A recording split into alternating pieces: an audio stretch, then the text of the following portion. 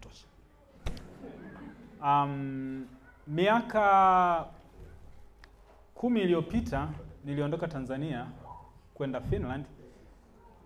Nimefanya kazi kule kwa muda fulani, na baadaye diocese wakasema kwamba tuna upungufu wa walimu wenye taaluma ya masomo ya Biblia kwa ajili ya kufundisha wachungaji na wainjilisti pale Kidugala.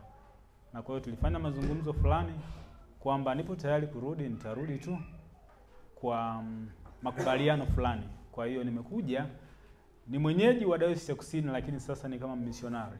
Kwa hiyo mwajili wangu yuko kule, nafanya kazi huku, na huwa nafanya kazi miezi mitatu, naondoka narudi, naondoka narudi. Muda ambao sipo nafanya kazi kwa njia ya mtandao, na huwa tunaelewana tu. Mara ya kwanza tu waliposoma kina Mfugale ilikuwa shida, kwa sababu ndio tulikuwa tunaendelea kuandaa miundombinu. Lakini kwa sasa hawa imekuwa afadhali zaidi, lakini kuna mmoja mrefu sana kule nyuma, na huyu hapa. Hawa sasa mambo yamekuwa mepesi.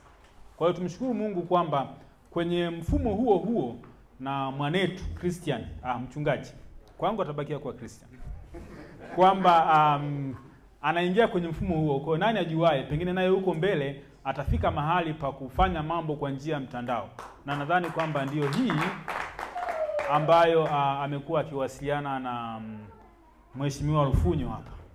Mungu akubariki. Kiumri amestaafu, lakini ana mapenzi mema na diocese, na namsifu kwa kitu kimoja, kwamba huyu baba anapoingia kufanya jambo, yani kwa kweli anamaanisha. Kwa hiyo kwa sababu atafanya na kijana wetu, nafikiri kwamba kijana wetu atajifunza roho ya kumaanisha anapofanya jambo.